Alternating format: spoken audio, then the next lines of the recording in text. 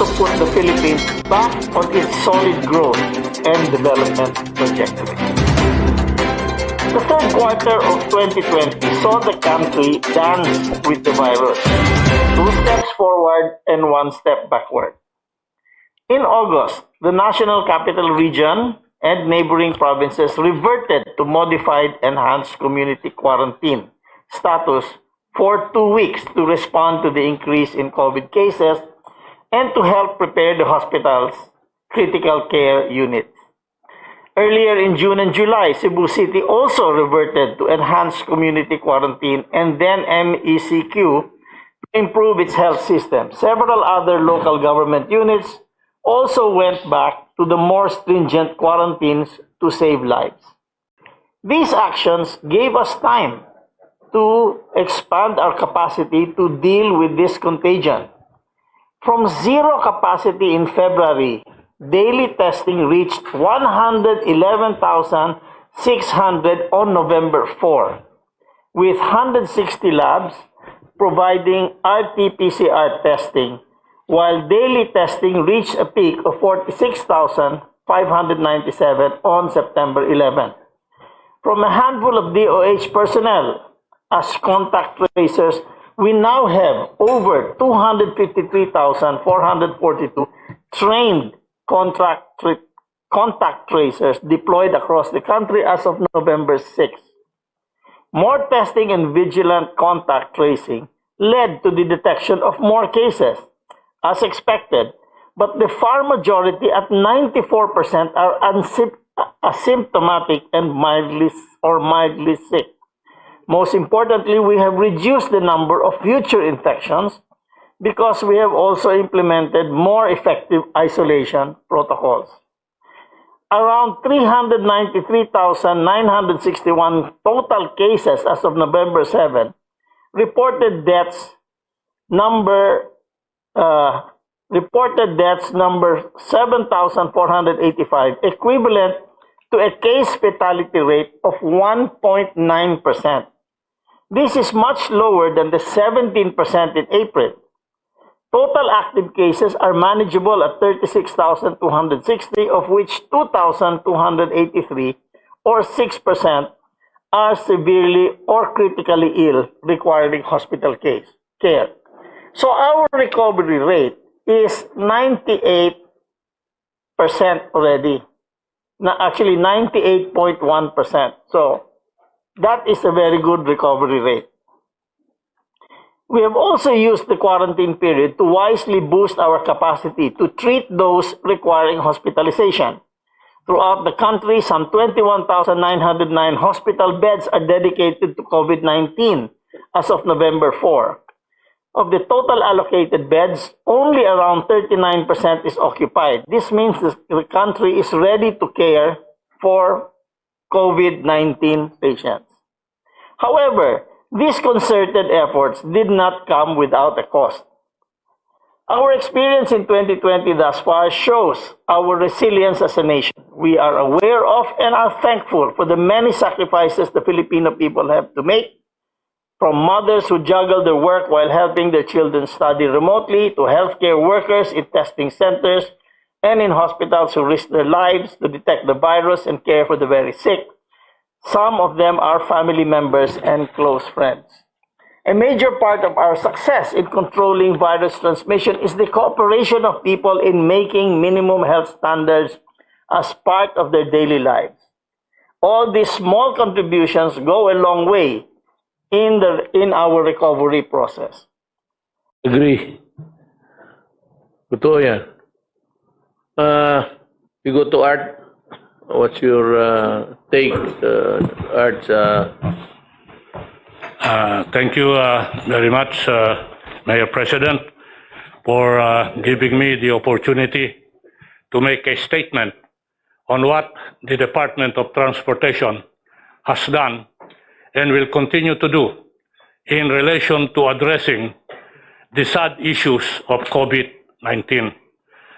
Ang katanungan ano ang nagawa ng kagawaran ng transportasyon at ano ang planong gawin ng kagawaran sa COVID-19.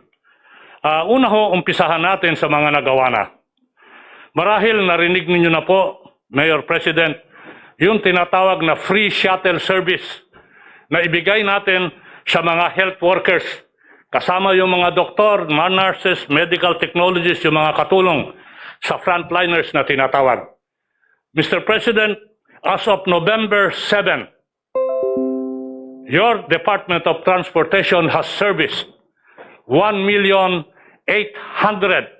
health workers, providing them with free shuttle service. Ibig kong sabihin, kung saan sila nanggaling, dadalhin sila sa ospital, at kung pagkagaling sa ospital, dadalhin ho sila kung saan sila pauwi. Libre po yon. Ilan ang naserbisyuhan? 1,800,000 as of November 7. Meron hong programa na hatid tulong. Ito ho yung programa ng ating Senator Bongo at ng ating mahal na IS na kung saan meron silang ginawang hatid probinsya, balik eskwela. Ito po, ano ho ang naging bahagi ng kagawaran ng transportasyon dito? Mr. President, Mayor President, 288,593 ang naiuwi ho namin sa mga probinsya in the pursuit of the project of Senator Bongo and the Executive Secretary. By land, 87,000. By air, 145,000. By sea, 56,000. In addition to this, we have what we call the one-stop shop operation na kung saan tumutulong ho yung kagawaran sa pagbalik ng ating mga overseas workers. Meron hong one-stop shop, OSS, ika nga, na itinayo namin sa Miaa, Terminal 1, 2, and 3, sa Clark at sa Cebu. Ilan ho yung natulungan ng kagawaran ng mga overseas workers dito, yung mga kababayan natin na balik Pilipinas? 466,542, Mr. President. Ngayon ho, may sasabihin ho ako na bago. Ito ho yung tinatawag natin na crew change hubs. Because of the pandemic, inumpisahan at linunsad ho namin yung tinatawag na crew change hub na kung saan nag-open kami ng portals sa iba't ibang lugar sa Pilipinas. Inumpisahan ho namin sa Port of Manila, sa Port of Kapinpin in Bataan, sa Subic Bay Freeport Salt, at sa Port of Cebu. Mag-open ho kami in the next few weeks sa Davao at sa Batangas. As of today, as we speak, ang naserbisyohan ho natin na barko na kung saan dumadaong sa Pilipinas at napapabilis ang pag-disembark na mga seafarers, 875 ships. Doon ho sa sinabi ko mga lugar kanina at 14,000 seamen ang naorganisa. Ano ho ang ibig sabihin nito? Una ho, mapapalawig at mapapadali ang disembarkation ng mga seafarers. At hangarin ko po, at nasabi ko ho ito nung ako'y nagtalumpati sa General Assembly IMO, etong mga nakaraang buwan. Sinabi ko, hangarin po ng ating Pangulo, Mayor President Duterte, na gawin ang Republika ng Pilipinas na maging the capital of crew change hub in the world. Papunta ho tayo dyan at magkakaroon ho ng magandang transformasyon dito in the next few months. In addition to this, we have established COVID-19 testing labs and quarantine facilities. Nandiyan dyan ho, yung sa Mactan, Cebu. Ang capacity, 1,500 to 3,000 tests daily. Ito ho, sa kagawaran ng transportasyon yan. Meron ho kaming PPA molecular lab na nagsiservisyo ng 2,000 tests daily. Meron pa rin ho kaming Clark Airport molecular lab, 2,000 tests daily. The EVA Macapagal Super Terminal in Manila South Harbor was transformed into a quarantine facilities. PPA only recently opened and inaugurated a 124-bed quarantine facilities dedicated for seafarers in Bataan on October 9, 2020. Hindi ho pahihuhuli ang Philippine Coast Guard. Nag-open din ho ng quarantine facility ang Coast Guard noong October 10, 2020. Ito ho ay gagamitin ng ating hindi lang mga Coast Guard, kundi pati na yung mga ating kababayan na nangangailangan ng quarantine at isolation. What is splendid report. We now go to Mon, you're next. Thank you, Mr. President. Ito marami rin, ano. Iklihan ko lang po, but you have a copy, Mr. President. I mean, yung ano mo. Okay, so thank you for giving us the opportunity to present. I will skip the first chart and go to the second chart, which is on the reopening of the economy na binanggit po ni Secretary Sani earlier. And just to give you an update, next chart, next chart. Just to give you an update. So since about May and June, we've started to reopen yung economy by opening yung mga sectors that were closed because of the lockdown. Ang nangyayari po sa IATF, we slowly, gradually allowed different sectors that will allow our kababayan to go back to work para makapagtrabaho uli sila. So considering all sectors from agriculture, ever since hindi po sinara ang agriculture, kaya right now they are posting positive growth of about 1.2%. So that's good for the GDP. Ang mga sinara po yung mga non-essential industries or sectors. But starting when we were moving from MECQ to GCQ, we slowly added and opened up sectors like manufacturing, pati ho yung iba ho sa services. Ito po nasa board would be the recent addition na binuksan natin. Ito ho yung mga services, mga labor-intensive to, basically services kasi. So these are like mga legal, accounting, financial services, architecture, engineering, so on and so forth. Pati yung mga retail, mga malls, commercial centers, allowing also public and private construction projects. Even yung mga non-leisure, wholesale stores, tulad po ng hardware, clothing and accessories, bookstores, etc. And of course, yung isa sa pinakamalaki ring sector in terms of yung mga manggagawa, mga workers, barbershops and salons. Kaya ho, ito ho, isa rin sa maaga natin binuksan, pero limited yung operating capacity because we were trying to do it gradually. Ayaw natin mabigla at baka magkaroon ng outbreak. We have to institute extra health protocol para ho hindi magkahawahan lalo na sa barbershops and salons or even in dine-in restaurants that we allowed. Ito pong barbershops and salons, estimate po dyan mga 400,000 ang employment, ang workers dyan. That's why we were really trying to open it up earlier as possible. So I think na-open ito towards May or June, pero maliit na capacity. And slowly, na-allow po natin umakyat sa 30%, 50%, and yung recent announcement po natin, inallow na to 100%. Ganun din sa dine-in restaurant, nag-umpisa sa 30% at inallow na rin to 50%, and now we can go over 50%. Dine-in industry, itong mga restaurant, they account for about 1.9 million in terms of employment. So maraming trabaho na nagde-depend sa industriya na yan. That's why we really had to open up earlier and now increasing the capacity. Yung mga last sectors na binuksan natin, next chart, would be this, no? Yung mga testing, tutorial review, centers, gyms, fitness centers, internet cafes, marami po yan, nagkalat nationwide, dermatological clinics, other personal care services, pet grooming. Basically, ito ho kasi, kaya nahuli ito, these are considered really not too essential. Pero in the spirit of reopening of the economy, and nagkaroon tayo sa cabinet ng isang principle that we adopted from risk aversion or avoidance to risk management, we really have to open up more sectors para mas maraming makabalik sa trabaho. And next chart, please. And ang parating paalala natin, so that we can reopen further, we have to follow yung 7 commandments, yung minimum health standard.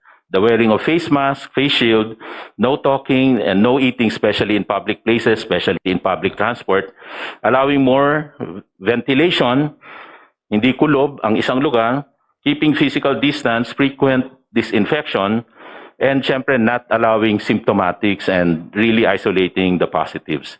So ang ibig sabihin po nito is that okay tayong mag-reopen as long as sumunod sa minimum health protocol. The community quarantine will not be the determinant para bumaba yung yung cases. It will be the adherence to the minimum health protocol. Pwede tayong mag-reopen kahit basta merong minimum health protocol. And we've seen that, Mr. President, in the recent nga, nagre-reopen tayo ng economy and yet our cases bumababa. So ibig sabihin wala sa reopening ng economy yung pag-increase ng cases. Basta sumunod lang dito sa minimum health protocol. Salamat, Con. That's a good report. May we call upon Ruli? Panahon na. Mr. President, Senator Bongo, members of the Cabinet, magandang gabi po.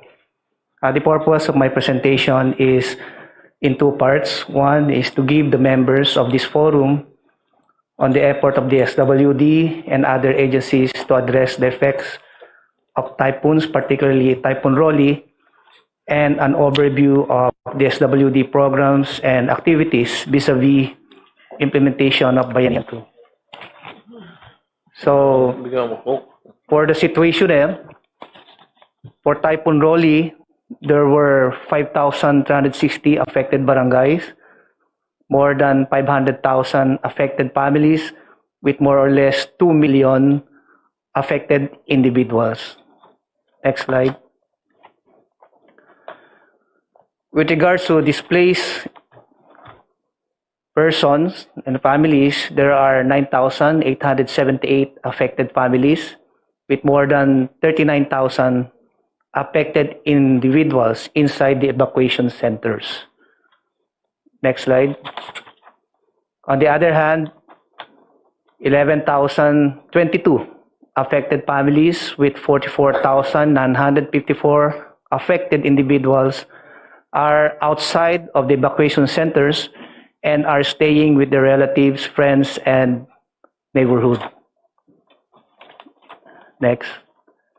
For the damaged houses, more than 38,000 are, or rather 33,000 are totally damaged, and more than 128,000 are identified as partially damaged houses.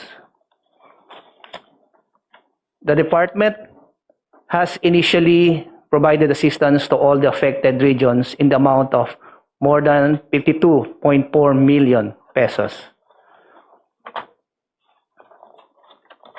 With regards to the actions taken, next slide please. The slide depicts the transport of food and non-food items to the provinces under Region 5 from 02 November to 10 November using air and naval assets of the Philippine Air Force, Philippine Navy, and Philippine Coast Guard. Next slide. An initial of 59,420 family food packs, more than 4,000 bottles of water and assorted non-food items were provided to the beneficiaries. Mr. President, yung mga ibang family food packs po natin ay naka-preposition po yan sa mga daungan o kaya sa mga airport na if in case there will be an available air or naval assets, they will be immediately pushed to Region 5, particularly Catanduanes. The slide depicts that for the other food and non-food items augmentation, there were 19,491 family food packs were distributed to the beneficiaries of NCR, Region 3, 4A, and 4B. Next slide. At present, the department has a standby funds which is also used as quick reaction funds amounting to 226.1 million pesos, wherein 184.7 million is available at the central office, while the rest is distributed to the different field offices. Mr. President, nag-usap na po kami ni Secretary Abisado at nagpapasalamat po ako sa kanya dahil sinabi po niya na i-replenish po niya ang quick reaction funds ng DSWD. Thank you. Anybody? Tapos na siguro yung user. Mr. President, I do not have any presentation to do because the DOJ's participation in the anti-COVID campaign is basically supportive. So that means to say our active participation in the IATF to ensure that all rules or guidelines being crafted by the IATF are in accordance with law. Also, our participation is in the continuing investigation and prosecution of all violations of health and quarantine protocols. And through the Bureau of Immigration, Mr. President, we strictly enforce all rules and regulations that have been adopted by the IATF in connection with foreign travel and immigration, Mr. President. Well, wala na ako na. Then, I will address again to the people.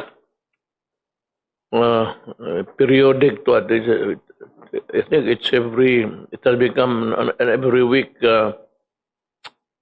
affair.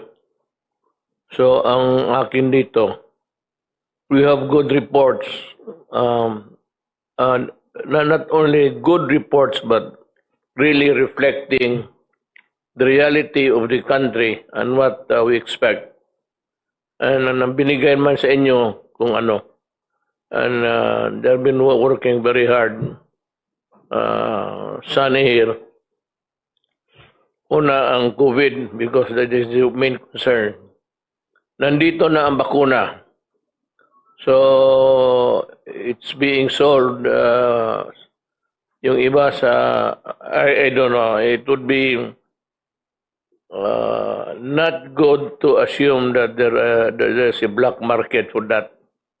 But Sunny says that he can borrow money of 300 million plus to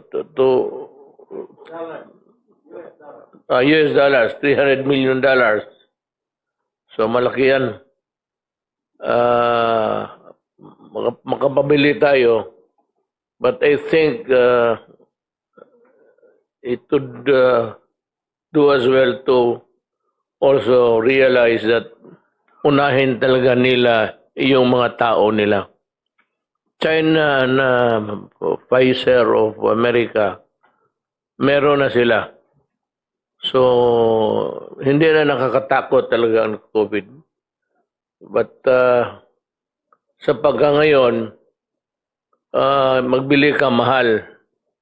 As I have promised, gastos ng gobyerno itong bakuna para sa lahat ng Pilipino. Kaya nga, umpisa natin sa mga mahirap, pataas na ano. Let's start with A, B, C, D, E. The lowest sa E, yung talagang mahirap na wala. Then, paakyat tayo dandahan sa D. Then, yung C, medyo hindi na, sobra na yung 300 million ni Secretary Dominguez. Hindi tayo maggastos dyan kasi marami mga pera na yan. AB crowd, yun yung mga milyonaryo, mga multimillionaire.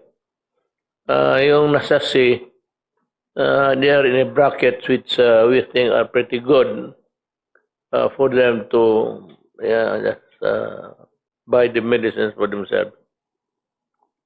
Yun ang status. As long as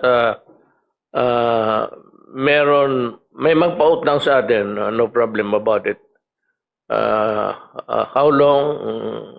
In due time. Ngayon, hindi sa ayaw natin bumili. O wala pa tayong mabili kasi sabi ko, ang vaccine sa Amerika was binili na kaagad ng, I think, the federal government made a first installment. Binili na.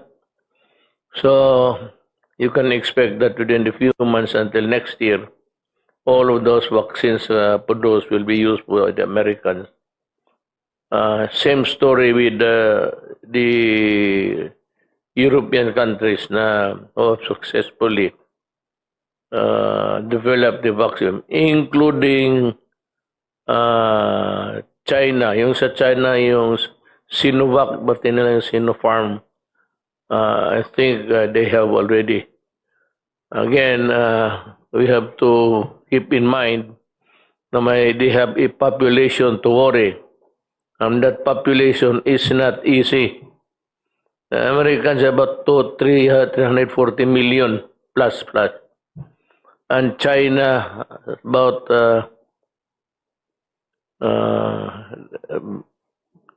to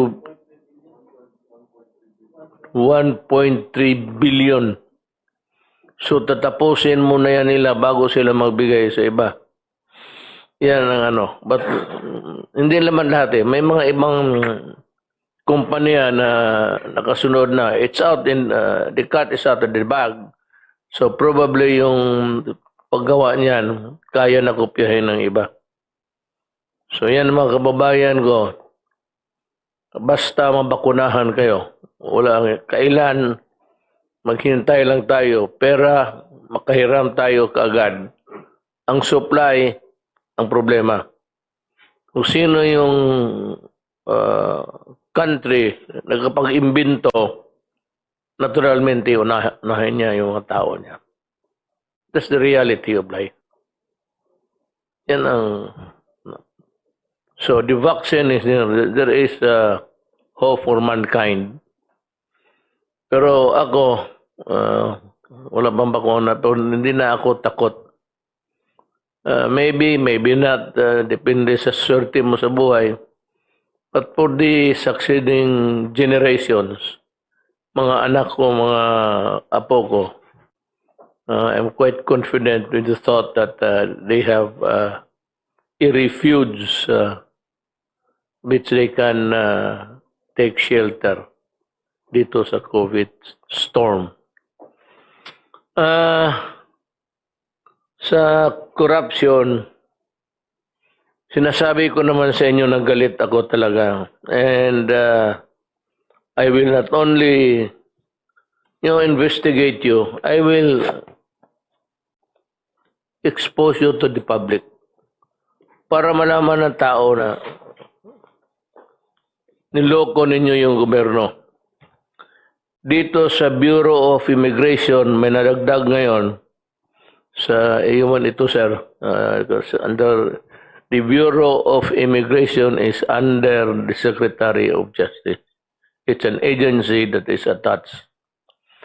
Ang bagong is Perry Michael Pancho, Marcos Nicodemus, Darin Ilagan, preventively suspended last month by the DOJ pending investigation of formal charges against them for grave misconduct, neglect of duty, or conduct prejudicial to the best interest in the service in connection with the falsification of travel record of a former Wirecard executive. So, ayan. Ang iba naman itong si Neil Tristan Istomo, Micara K. Cortez, Christopher Lee. Totoo ba ito si Christopher? Di ba ito si Dracula? Christopher Lee. Roland Lim. It's just a joke. Pero totoo. There's such a person known as Christopher Lee.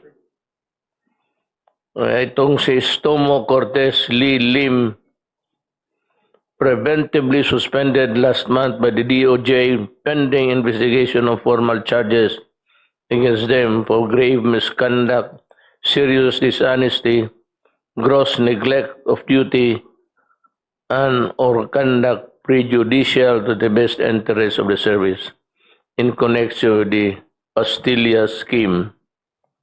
Wala na ito. Then, may bago tayo sa Department of Public Works and Highways. Ang na-harvest natin na mga supposedly, it's not good to call them criminals, but eventually, if they are charged and convicted, they would be Wilfredo Agustino, Rode Canastillo, Edward Canastillo, Susel Caligan, dismissed by the Ombudsman September 21, 2016 for grave misconduct. Leia B. Negre, dismissed by the Ombudsman on 20 October 2016 for misconduct in relation to the acquisition of excessively priced lamp post. Marami ito. Itong pumasok noon sa China. Yung pagbukas ng China at ang ekonomiya ng Pilipinas, there were a lot of importations. A lot of those were really deposed. Na may ilaw na, but they were priced heavily by not of course, not by China, they manufacture lang naman. Yung mga ahente dito, tapos in connivance with the government people, ayan, presyo.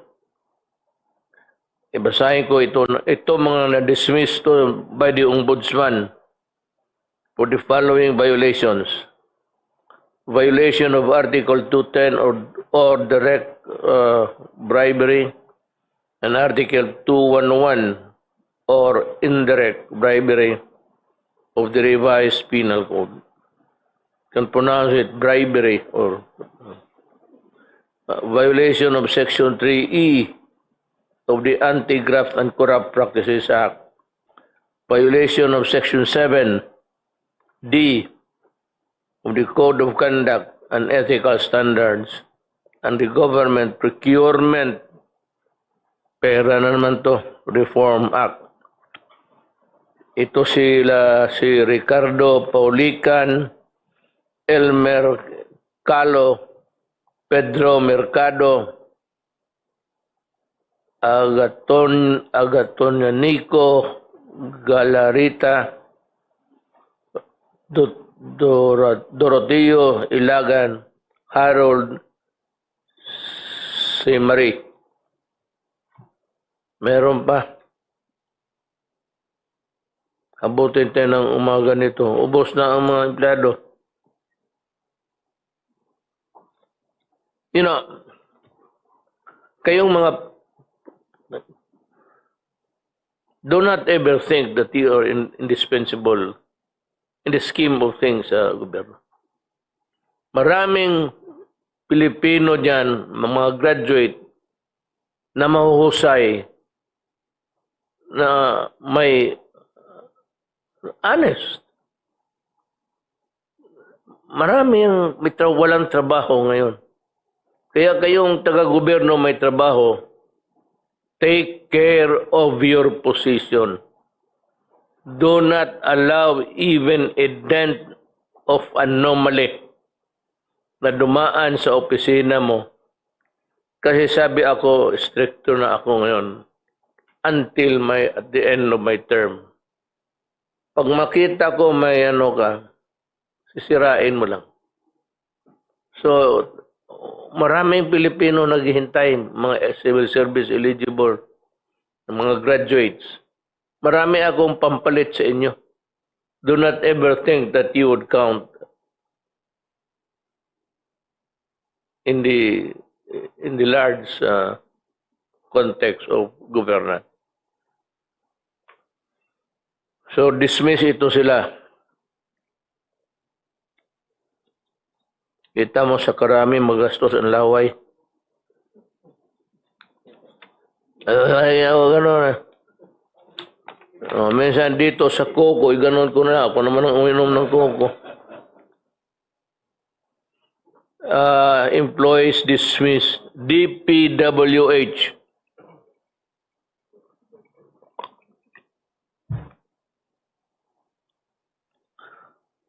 DPWH, Rolando Asis, Edelberto Tayaw, Berna Coca, Luzminda Luz Viminda Narciso Danilo Peroy, dismissed by the Ombudsman for misconduct. They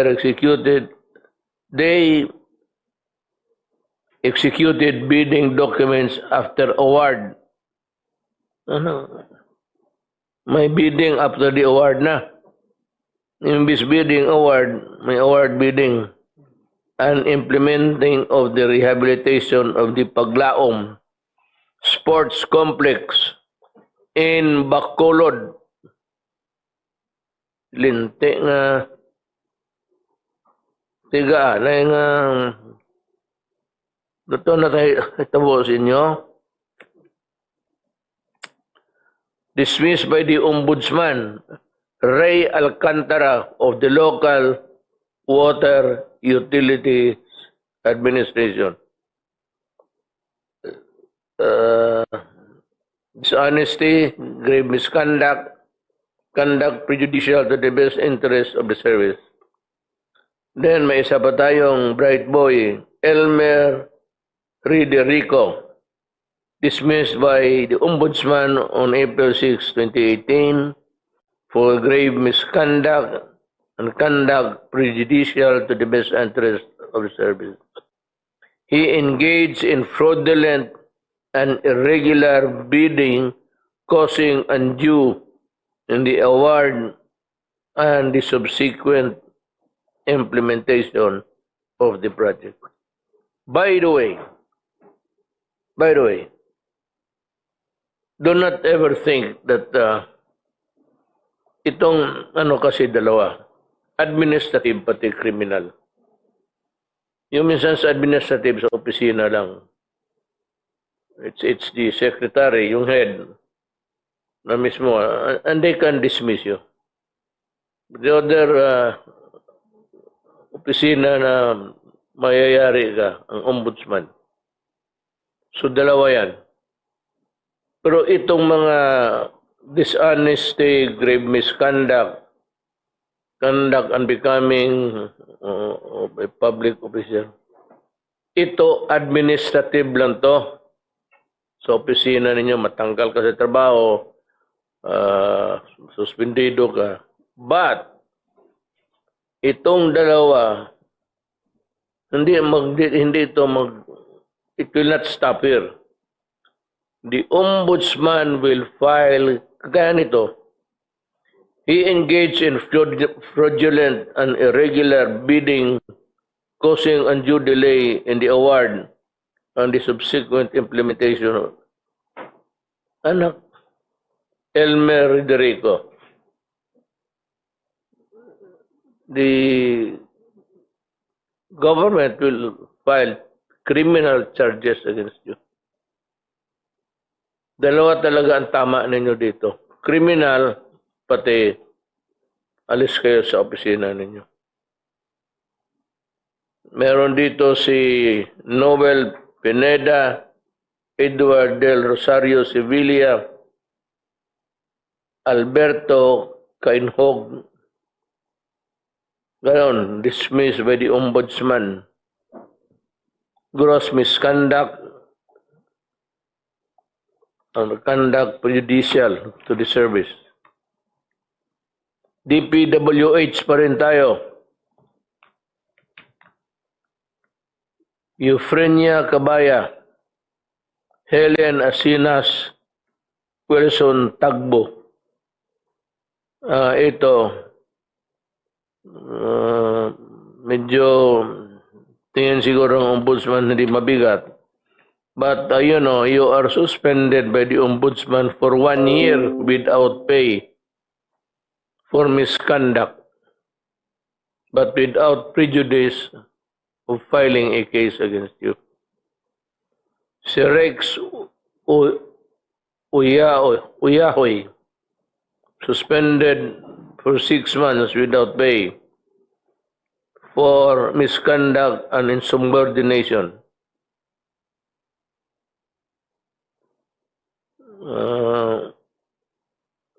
Well, ang tingin ng ombudsman dito nakalagay, granting a request for a modification. Nabigyan siya, maybe because of the merit of the case also. Enrico Gilias, suspended by the Ombudsman for 2 months and 1 day.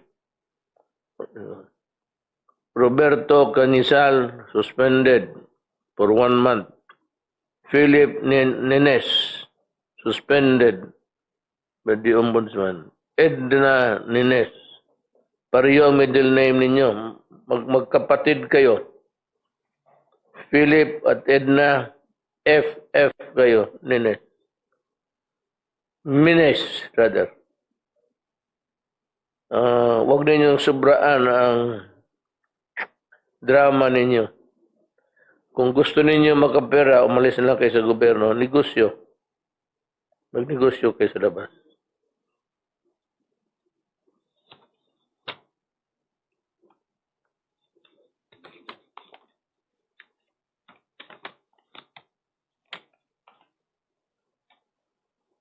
Sunny Boy Oropel, suspended by the Ombudsman for 1 month. Next time, I will see to it that you will be dismissed from the service. Arnaldo Bonifacio, suspended by the, by the office, siguro. Next time, because sa administrative, pwede kang mag-appeal hanggang sa opisina ko. Pero pagdating sa lamesa ko yan, since you are known to be a malikot ang bulsa ninyo, you were suspended only. Next time, Arnaldo Bonifacio, I will dismiss you from the service. Lahat yung suspended. Next time, na magkaroon kayo baski simple or simple neglect of duty, or whatever, it falls as a ground for dismissal, papalisin ko na kayo. Virgilio Eduarte, note dito, PRRD appointee. He was suspended by the Ombudsman. Next time, magkamali ka, I will personally see to it that you're out. Umalis kayo dyan sa alingas-ngas yan dyan sa DPWH. Maraming magbabantay. Serafin Lago, ganun rin. Next time, dismissal ka na. Suspended ka lang ngayon. Roberto Atienza, ganun na, suspended. Next time, I'll dismiss you. Joselito Altiveros, suspended ka lang by the DPWH for 6 months. Misconduct. Next time. Sabi ko nga,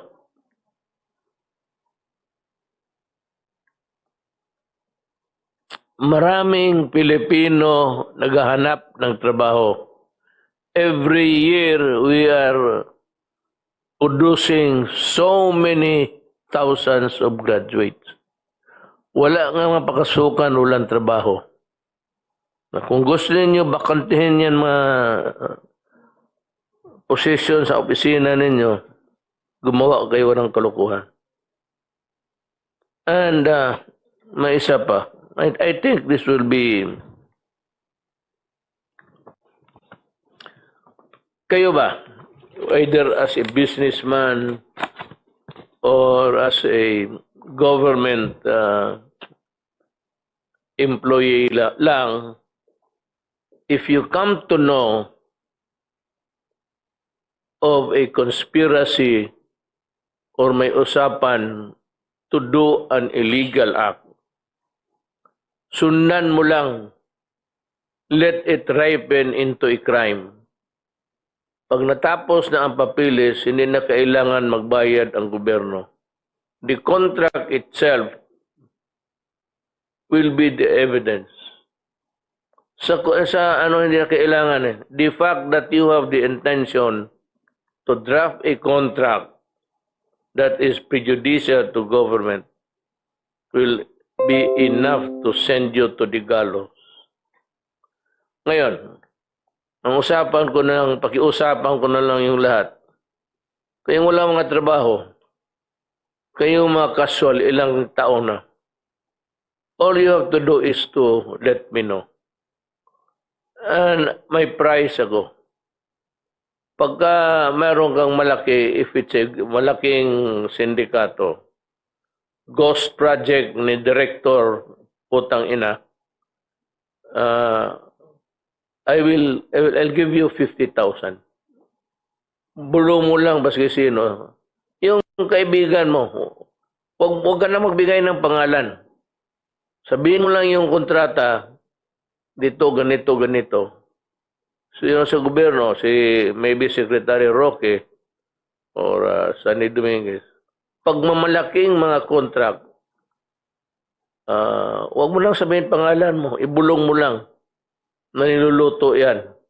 I'll give you 100,000 and I will keep your identity secret until I reach my grave. Hindi ko kayo bubukuhin, hindi ko kayo papasubo. At kung nalaman kayo, tapos hinaharas kayo, paalamin mo ako, I will deal with the devil. Yan ang gusto ko.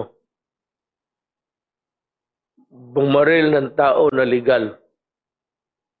Kaya kung inaano ka, tinatakot ka, paalamin mo ako. I would be happy to make you happy. Okay? So, dyan tayo magtapos, mga kababayan ko. Take note of my, yung 50,000, 100,000, yung malaki. Bulong mo lang. Huwag kang magbigay ng pangalan. Pag namin na totoo, bantayan lang namin, then I will allow it to ripen to a crime. Pagkatapos, kami na ang bibira. Then, pagdating ng panahon, balikan mo doon ka kay Secretary Tugade, sabihin mo, Secretary, di ba ako yung nag-report? Kung si Secretary Tugade, yes, I remember you. Tama na. Bayad ako.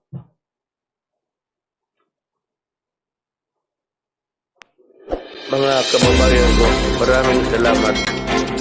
Magandang gabi po.